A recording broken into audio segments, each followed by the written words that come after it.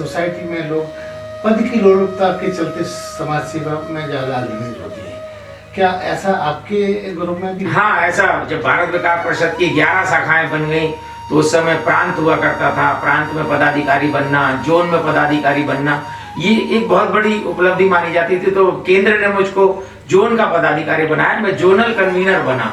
और ये चीज शायद हमारे यहाँ झांसी के कुछ लोगों को नागवार गुजरी के हम इतने उम्र में अनुभवी होने के बाद हमको ना दे करके काका जी को कैसे दे दिया गया पद। तो मैंने अपना इस्तीफा दिया लिख के, लेकिन केंद्र ने स्वीकार नहीं किया। पूरे साल में भारत विकास परिषद में रहा और उसके बाद मैंने मन बना लिया कि मैं भारत विकास परिषद में कंटिन्यू न करके अपनी एक नई संस्था बनाऊंगा, मानव विकास संस्थान। और मैंने मानव विकास संस्थान गठित कर दिया, क्योंकि मंचमाला मोमेंटो माइक एक ऐसी चीज है जिसके बारे में मेरा अपना मानना है। ये 4 चीजें ऐसी है, इसके पीछे जो भागता है ये चारों चीजें उससे दूर भागती हैं। और ये जो इनसे पीछे रहता है, अपने आप को अलग रखता है, ये चारों चीजें उसका पीछा करती हैं और जबरदस्ती उसके गले में पड़ती है। नमस्कार, बंजारा बीट्स में आपका हार्दिक स्वागत है। मैं हूं ज्योति प्रकाश खरे। आज हम आपको मिला रहे हैं झांसी के जाने माने समाज सेवी जो लगभग 35 वर्षों से सोसाइटी के लिए सेवारत है। उनको काका के नाम से भी जाना जाता है। चलिए मिलते हैं अशोक अग्रवाल काका से। नमस्कार अशोक जी। नमस्कार अशोक जी, जैसा कि हमने उल्लेख किया कि आप काका के नाम से जाने जाते हैं, वो तो मैं पूछूंगा ही। आप मुझे अपना छोटा सा परिचय दीजिए, कहाँ के रहने वाले हैं, कहाँ आपकी शिक्षा दीक्षा हुई, उसके बारे में जानकारी। 4 पीढ़ियों से हमारा परिवार झांसी में ही निवास करता है। उसकी पहले कभी जयपुर राजस्थान के हमारे पुरखे रहे। झांसी में निवास करते हुए किराने का एक व्यापार हमारे पिताजी और दादाजी किया करते थे जी। उसी व्यापार को आगे बढ़ाया गया जी। और जब हम लोग वयस्क हुए तो पढ़ाई करने के बाद इंजीनियरिंग कॉलेज में न जाने के देने के कारण कि आपको व्यापार ही करना है और यहीं करना है, गद्दी संभालना है तो फिर यहाँ उस किराने के व्यापार को परिवर्तित किया जी। क्रॉकरी और ग्लासवेयर हाउस होल्ड में। और आज भी 50 वर्षों से हम लोग क्रॉकरी, ग्लासवेयर और सदर में किस नाम से आपका प्रतिष्ठान है? काका स्टोर्स के नाम से 50 वर्षों से हम लोग यहाँ कार्यरत हैं जी। काका, आपकी जो पूरी एजुकेशन कहाँ तक हुई? हमने एमएससी किया है मैथमेटिक्स में और जूनियर हाई स्कूल में हम यहाँ राजकीय आदर्श विद्यालय में रहे, जो कचहरी के पास मॉडल स्कूल के नाम से जाना जाता है। उसके बाद एसपीआई इंटर कॉलेज से हाई स्कूल और इंटर किया। तत्पश्चात BSc Vipin Bihari degree college से जी। और चूंकि मैथ्स से एमएससी करना था तो बीकेडी बुंदेलखंड डिग्री कॉलेज से फिर एमएससी मैथमेटिक्स किया और यूनिवर्सिटी में हमने टॉप किया था 1984 में मैथमेटिक्स में।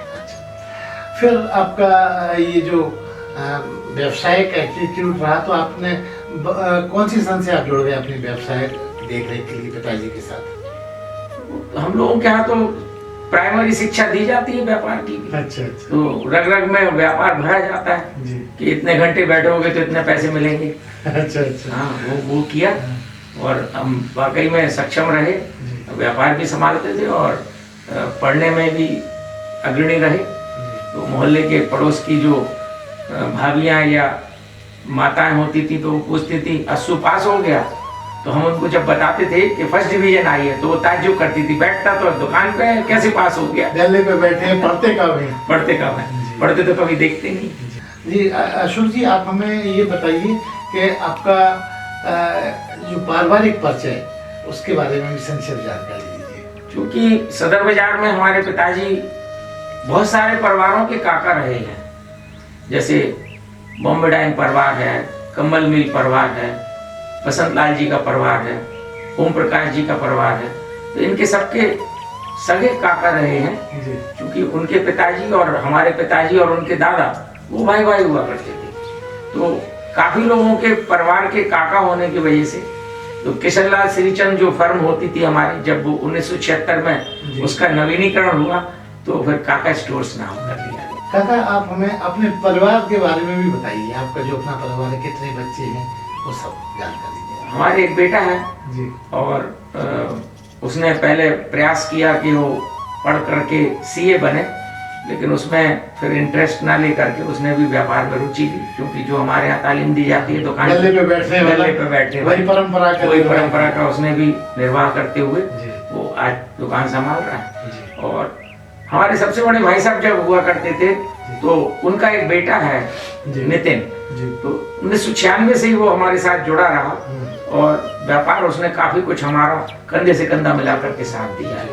क्योंकि हमारी जो मैडम थी उनको ब्रेन में ट्यूमर था और 4 बार हमने उनका ऑपरेशन कराया। तो हाँ, ये मुद्दा आपने बातचीत में बताया था, वो आप हमारे दर्शकों को थोड़ा बताएं विस्तार से कि आपके जीवन का ये एक अलौकिक पक्ष है जो शायद किसी को पता ही नहीं। एक्चुअली क्या था, घर परिवार जो झुकन बाग में सैनिटरी का काम करते हैं, उनकी बुआ की लड़की से हमारा संबंध पक्का हुआ। कौन सी सन में? 89 में। जी। तो जब पक्का हुआ उसके 1 महीने बाद उनके पेरेंट्स ने बताया हमको कि उसको उंगली में कंपन आया, अंजना को। तो उन्होंने जब चेकअप कराया, सीटी स्कैन वगैरह में रिपोर्ट आई तो पता लगा कि ब्रेन में कुछ ट्यूमर है। तो मामी जो हमारी हुआ करती थी यहाँ घर परिवार से, उन्होंने हमसे जानना चाहा कि क्या करना है। तो हमने कहा करना क्या है? हाँ, तो हमने कहा भाई माला पहना दी गई थी, अब तो वो हमारी हैं, आप ऑपरेशन कराइए, उसके बाद शादी करेंगे। जी। तो शादी उसके बाद जानकर भी आपने जी 90 में शादी हुई हमारी। जी। फिर वो कब तक आपके साथ सर्वाइव? वो हमारे साथ 2011 तक रही। अच्छा। 21 साल उन्होंने पूरा हमारा जीवन साथ दिया। जी। और अपने बेटे को पूरा वयस्क करके 18 साल का जब बेटा हुआ तब वो दे गए। उसके बाद फिर आप ने अपने जीवन को फिर पुनर्वास के हिसाब से चलाया। बहनें आती हैं घर में, बहनें आती हैं तो बहनों को बड़ा प्रेम होता है भाइयों से कि अभी उम्र क्या है, बच्चे का भी भविष्य है, तो कुछ होना चाहिए, कोई होना चाहिए। तो ऐसे ही मन विचार बनाया कि जिनकी एक लड़की हो, उनको हम अपना जीवन में साथ दें, एक दूसरे का साथ निभाते हुए थोड़ा सा जीवन। हाँ, हम कदम बन जाएंगे तो क्या बुरा है? कोई बुराई नहीं है इसमें। तो घर में परमिशन जब हुई तो थोड़ा सा सर्च किया गया, तो कटनी से हमारे साथ फिर शालिनी जी आई। जी। वो आपकी जीवन संगी हमारे साथ रह रही हैं। तो उनके साथ एक बेटी भी थी उस समय? उनके साथ एक बेटी थी जो बीएससी तक, बीकॉम तक तो वो वहीं कटनी में पढ़ी, क्योंकि उसका लगाव उसकी दादी से रहा। और जब यहाँ झांसी में आई तो वो पढ़ने में बहुत कमजोर साबित हुई।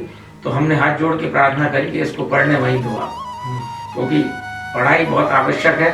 और अगर पढ़ करके जीवन गुजारेंगे तो एक अच्छा जीवन गुजरेगा। तो वर्तमान में क्या स्टेटस है बेटी? और उसने फिर एमबीए कर लिया है और आईपीएस एकेडमी इंदौर से उसने एमबीए किया।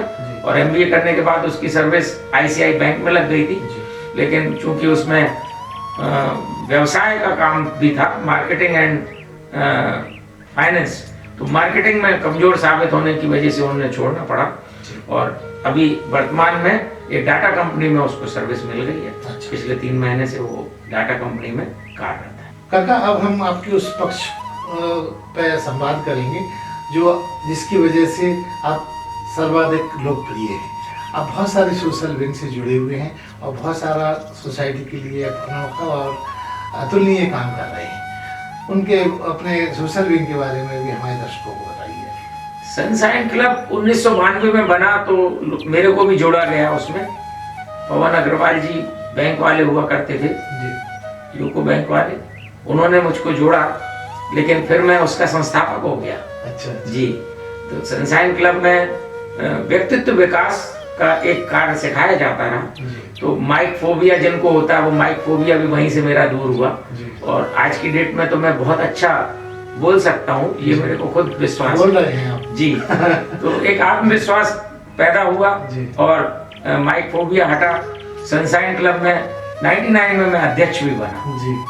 उसके बाद और भी तमाम विंग से आप जुड़े रहे। वर्तमान में भी आप काफी जगह पदाधिकारी जैसी स्थितियों में है, कम से कम अगुआ तो है ही। एक्चुअली सनशाइन क्लब ने जो सामाजिक संगठन है, व्यक्तित्व विकास का काम सिखाया और उसमें फैमिली मीटिंग्स हुआ करती थी, मतलब पारिवारिक मनोरंजन के लिए एक साधन था।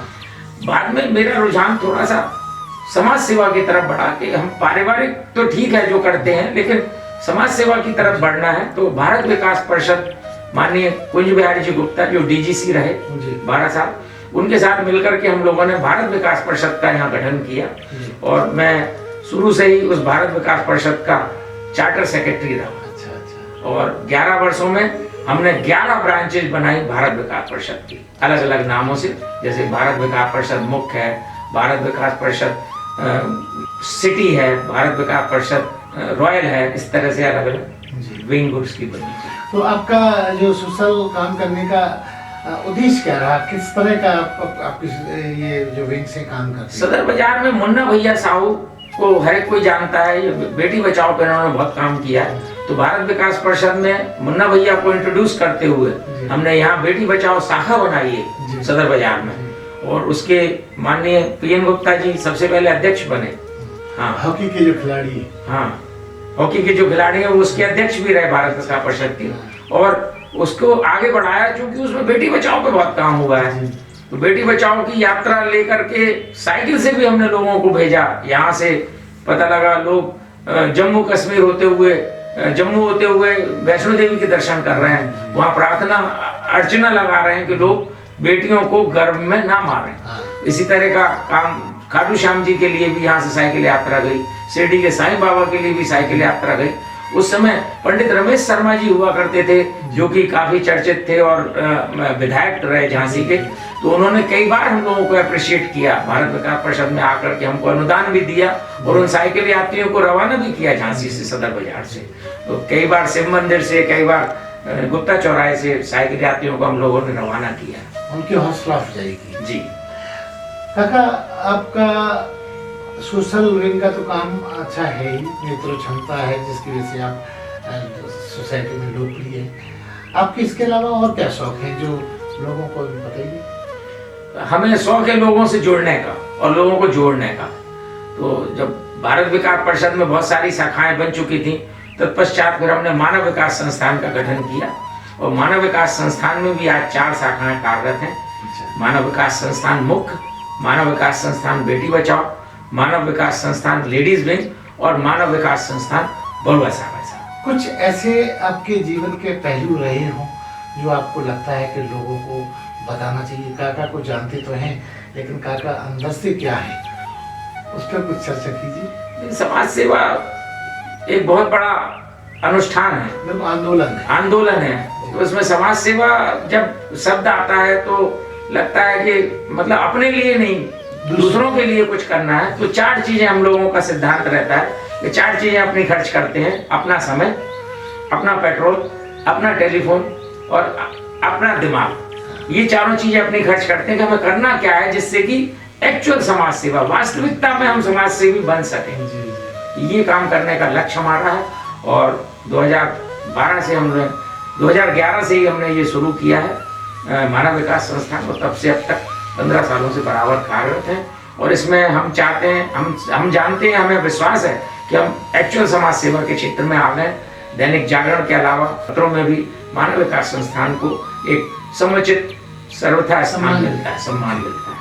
अशोक जी, आपका एक टर्निंग पॉइंट जिंदगी का था जो बातचीत में आपने बताया कि आपका एक बड़ा एक्सीडेंट हुआ था और उसके बाद आप कई दिनों तक आप वॉकर पे चलते रहे, लेकिन आपने ये जज्बा नहीं छोड़ा कि दूसरों के लिए आपको जीना है।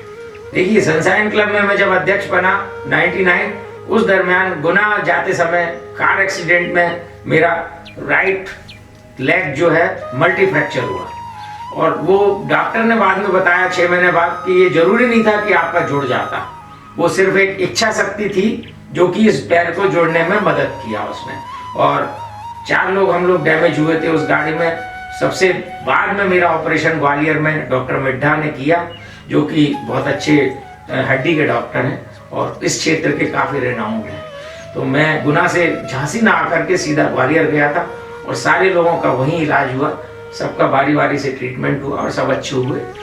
तो मैंने जो ऑपरेशन कराया तो उसके बाद मैं काफ़ी ठीक रहा और मिड्ढा ने जो ऑपरेशन किया, डॉक्टर मिड्ढा, वो काबिल तारीफ है। अब मैं दोनों पैर में कौन से में एक्सीडेंट हुआ ये भी जज नहीं कर सकता है कोई। अच्छा काका, ये भी बताइए कि आपने बताया था उस दौर में आपने लोगों को यात्राएं भी कराई, खजुराहो वगैरह, उसका भी संक्षिप्त जानकारी दी। क्या होता है, जब किसी क्लब में किसी को अध्यक्ष बनने का मौका मिलता है तो वो अपने टेन्योर में बहुत अच्छे से अच्छे काम करना चाहता है। तो एक नैनीताल टूर सनशाइन क्लब में हम लोग पहले ऑर्गेनाइज कर चुके थे एक्सीडेंट के पहले। एक्सीडेंट के बाद जब दोबारा मैं चार्ज में आया तो मतलब एक प्रेरणा थी अंदर से कि नहीं आपको चार्ज लेना है, काम करना है। तो वॉकर पे चूंकि डॉक्टर ने कहा था 6 महीने आपको वॉकर पे ऐसे रहना है, पैर ऐसे रखना है, उसके बावजूद भी हमने एक बढ़िया काम किए। जैसे शरद ऋतु में एक खजुराहो भ्रमण कराया, उसमें एक संजय अग्रवाल SBI होते थे, वो उन्होंने बहुत भरपूर साथ दिया हमारा, और सेक्रेटरी और कोषाध्यक्ष के अलावा वे सह सचिव रहते हुए उन्होंने बहुत मदद की हमारी, और हमने एक बहुत अच्छा टूर ऑर्गेनाइज किया खजुराहो का। और उसमें वॉकर के साथ पैर ऐसे रख के बस में ही मैं सारे अपने सदस्यों के साथ भ्रमण करके आया। तत्पश्चात इधर एक मिलेनियम मस्ती मेला लगना था, जो कि सनशाइन क्लब के जेंट्स विंग ने रद्द कर दिया था कि ये नहीं, आप लगाने में सक्षम नहीं है, मत लगाइए। लेकिन चूंकि जज्बा था और हमारी सलज हुआ करती थी मीनू गर्ग भाभी, वो अध्यक्ष थी, और मेरी पूर्व पत्नी जो अंजना थी वो सेक्रेटरी थी। वो उन्होंने अपनी महिला विंग में इस प्रोजेक्ट को पास कराया, और मैसोनिक लॉज में मिस्टर दास उनकी पत्नी जो कि DIG थे उस समय, उन्होंने इसका उद्घाटन किया था, और एक बहुत सफल मेला वहां लगा। और हफ्ते भर में हम लोगों ने पूरी तैयारियां की, लेकिन एक सक्सेस मेला लगाया, मिलेनियम मस्ती मेला। उसमें हमारे एक और सलेज हैं बनारस वाली भाभी, उनके बेटे ने गौरव ने बहुत जो है बहुत हमें सहयोग किया, और एक अच्छा सफल मेला लगाया सनशाइन क्लब में, जो कि एक यादगार मेला रहा। अशोक जी, इंदौर में देखा जाता है कि झांसी में भी बहुत सारी सोशल इवेंट्स हैं, बहुत सारे लोग काम कर रहे हैं, और सब लोगों का ये कहना होता है कि हमसे अच्छी समाज सेवा कोई कर नहीं सकता। क्या मानते हैं ऐसे लोग भी हैं? लोगों का अपना अपना व्यू है, लेकिन ये कहना तो सरासर ठीक नहीं है कि हमसे अच्छी समाज सेवा कोई नहीं कर सकता। भाई आपका आकलन आप स्वयं कैसे कर सकते हैं? कोई तीसरा पक्ष आपका आकलन करके बताएगा, किसी तीसरे से पूछा जाए कि आप कैसी समाज सेवा करते हैं, किस स्तर की करते हैं, तो तीसरे पक्ष बता सकता है। दूसरा ये और भी है, अभी लोगों के दिमाग में ये भी रहता है कि सोसाइटी में लोग पद की लोलुपता के चलते समाज सेवा में ज्यादा अनियमित होती है। क्या ऐसा आपके ग्रुप में भी? हाँ, ऐसा जब भारत विकास परिषद की 11 शाखाएं बन गई तो उस समय प्रांत हुआ करता था, प्रांत में पदाधिकारी बनना, जोन में पदाधिकारी बनना, ये एक बहुत बड़ी उपलब्धि मानी जाती थी। तो केंद्र ने मुझको जोन का पदाधिकारी बनाया, मैं जोनल कन्वीनर बना, और ये चीज शायद हमारे यहाँ झांसी के कुछ लोगों को नागवार गुजरी के हम इतने उम्र में अनुभवी होने के बाद हमको ना दे करके काका जी को कैसे दे दिया गया पद। तो मैंने अपना इस्तीफा दिया लिख के, लेकिन केंद्र ने स्वीकार नहीं किया। पूरे साल में भारत विकास परिषद में रहा, और उसके बाद मैंने मन बना लिया कि मैं भारत विकास परिषद में कंटिन्यू न करके अपनी एक नई संस्था बनाऊंगा, मानव विकास संस्थान, और मैंने मानव विकास संस्थान गठित कर दिया। क्योंकि मंचमाला मोमेंटो माइक एक ऐसी चीज है जिसके बारे में मेरा अपना मानना है, ये 4 चीजें ऐसी है, इसके पीछे जो भागता है ये चारों चीजें उससे दूर भागती हैं, और ये जो इनसे पीछे रहता है, अपने आप को अलग रखता है, ये चारों चीजें उसका पीछा करती है और जबरदस्ती उसके गले में पड़ती है।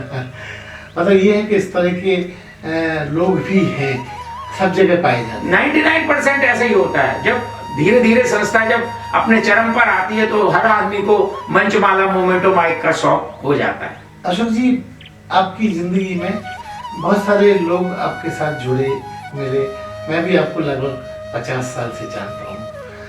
आप तो हमारे बचपन के सखा हैं जी।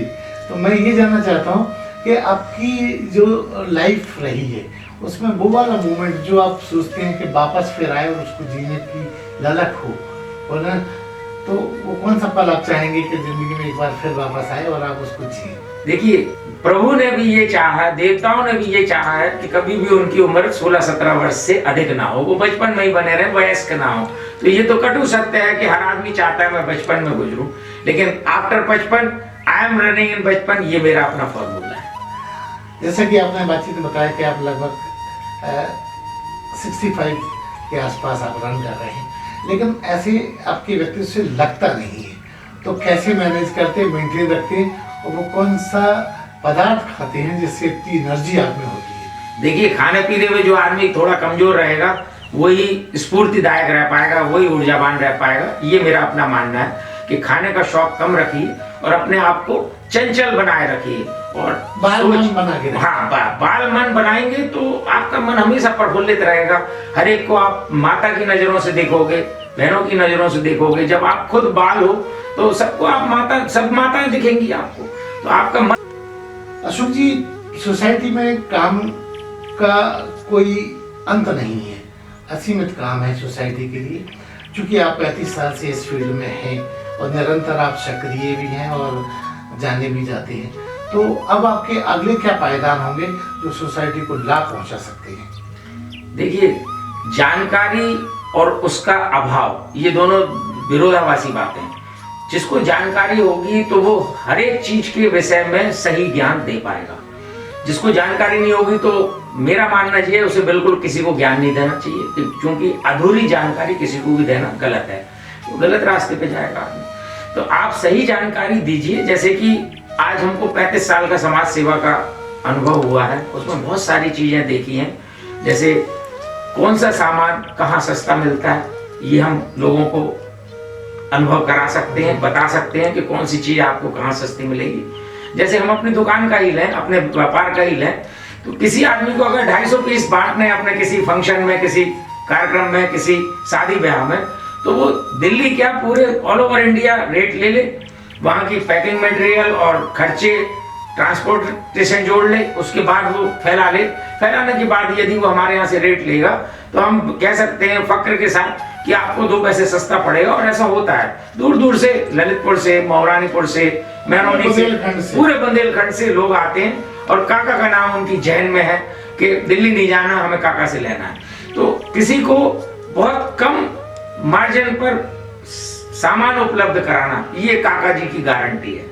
नैतिक दायित्व है कि हम आपको कम से कम रेट पे, जब आप बल्क में ले रहे हैं तो हम आपको बिल्कुल, जबकि सदर बाजार का नाम थोड़ा सा बदनाम भी है, इसके बावजूद भी 50 सालों में काका स्टोर्स ने ये इमेज बनाई है। मैरोनी और मौरानपुर से लोग पूछते हुए आते हैं काका की दुकान कहाँ है। इसी तरह के अनुभव कॉस्मेटिक्स, डिटर्जेंट्स, सोप और खाने पीने की चीजों में हमने काफी अनुभव लिए हैं इसलिए पिछले 10 सालों में कि कौन सा सामान झांसी में आपको कहाँ सस्ता मिलेगा, ये हम जानकारी दे सकते हैं आदमी को। अपना इसमें समाज सेवा मानते हैं इसको कि आप इस तरह से फला सामान इस जगह से खरीदिए। तो कुछ मॉल्स भी हैं, कुछ मेगा मार्ट्स भी हैं, कुछ दुकानें भी हैं, कुछ सीपरी बाजार की दुकानें, कुछ सदर बाजार की दुकानें, कुछ शहर की दुकानें, उनके हम एड्रेस दे सकते हैं कि फलानी चीज आपको इनके यहाँ सस्ती मिलेगी और आप 2 पैसे कहीं से बचा सकते हैं। ये एक समाज सेवा है मेरे, ये अदृश्य समाज सेवा जो कि दूसरे लोग नहीं करना पसंद करते। मेरे को बड़ा शौक है ये बताने में लोगों को। इसी तरह से पैसे का जो रख रखाव है, इतने बरस हो गए, जो भी पैसा होता था हम लोग कहीं भी जमा कर देते थे, किसी भी बैंक में कर दिए, किसी भी जीवन बीमा में कर दिए, किसी भी उसमें कर दिए। आज हमने पिछले 35 सालों का जो अनुभव लिया है उससे मैं बता सकता हूँ आदमी को कि आपको बैंक की कौन सी ब्रांच में किस तरह का कितना पैसा इन्वेस्टमेंट, हाँ, आप कितना इन्वेस्टमेंट करें, कम इन्वेस्टमेंट करें, ज्यादा करें, उसमें ज्यादा आपको मार्जिन मिलेगा, ज्यादा ब्याज मिलेगा और ज्यादा टैक्स में छूट मिलेगी। इसके एक बहुत अच्छे सलाहकार के रूप में अशोक अग्रवाल काका आज की डेट में जाने जाते हैं कि वही ये बताएंगे कि कहाँ आप पैसे अपने जमा करें। और पैसा कभी भी एक जगह जमा नहीं करना चाहिए, मेरा मानना है। 5 टोकरियां बनाइए, थोड़ा बैंक में एफडी कीजिए, थोड़ा डाकखाने में करिए, थोड़ा SBI में करिए, थोड़ा HDFC में करिए, थोड़ा श्रीराम फाइनेंस में करिए। तो ये मैं बताता हूँ कि आप कहाँ कहाँ अपना इन्वेस्टमेंट करें ताकि आपकी लक्ष्मी हमेशा बढ़ती रहे, आपको सुरक्षित भी रहे और बढ़ती भी रहे। अगर दूसरी जगह आपको 7-8% मिल रहा है तो यहाँ आपको 12 से ज्यादा मिलेगा। ये भी सलाह देने में हम सक्षम। ये बहुत बड़ी समाज सेवा है जो लोग जानते नहीं है। भाई आपने कहीं पैसा रख दिया, आपने पूरे 5 साल में 9% या 8% कमाया, उसी की जगह हम दूसरी जगह आपके पैसे रखवा दें और उसमें 12 से 14% तक आ जाए तो आपका दुगना ब्याज होता है। ये माना जाए कि काका एक बहुत अच्छे आर्थिक सलाहकार भी हैं जी, जो कि लोगों को भी जानकारी नहीं है। काका, आपके जैसे बंजारा बीट को आप वर्षों से देख रहे हैं, हमारा उद्देश्य ये है कि आप जैसे सक्रिय समाज सेवी और भी बहुत सारे बीट में लोग काम कर रहे हैं जिनको प्लेटफॉर्म नहीं मिलता है, हम उनको अपने प्लेटफॉर्म पर स्थान देते हैं। क्या कहना चाहेंगे हमारे चैनल के दर्शकों को एक अच्छा सा संदेश दीजिए। आपका चैनल तो एक लाजवाब चैनल है, क्योंकि लोग बहुत सारे चैनल चल रहे हैं, झांसी में भी चल रहे हैं, लेकिन आप तो एक बिल्कुल डिस्टिंग्विश कार्य करते हैं, बिल्कुल विशिष्ट कार्य करके आप इस तरह से, जो कि जानकारी में हमारे लगभग 1500 से ज़्यादा आपने वीडियोस बनाए हैं, और ज़्यादातर आपने पर्सनल वीडियोस बनाए हैं लोगों के, और इंटरव्यू बनाए हैं। तो ये आपके चैनल की बड़ी विशेषता है। और आप पूरी पहले हिस्ट्री लेते हैं आदमी की, और उसके बाद फिर इंटरव्यू लेते हैं, शोध परक काम करता हूँ। तो वो बहुत ही आपका एकदम उम्दा कार्य शैली है। तो ये थे अशोक अग्रवाल जी, काका के नाम से जाने जाते हैं। आज इन्होंने अपने जीवन के बड़े अहम पहलुओं पर बंजारा बीट्स से बात की। बंजारा बीट्स से बात करने के लिए अग्रवाल जी बहुत बहुत धन्यवाद। बहुत बहुत धन्यवाद आपका ज्योति जी, हमारे सखा। और दैनिक जागरण में जब आपकी परसिस्ट देखते थे तो हम अपने दोस्तों को बताया करते थे, अपने मिलने वालों को बताया करते थे, ये मेरा दोस्त है। अरे हाँ, इस चैनल को लाइक और सब्सक्राइब करना ना भूलें। देखते रहिए बंजारा बीट्स।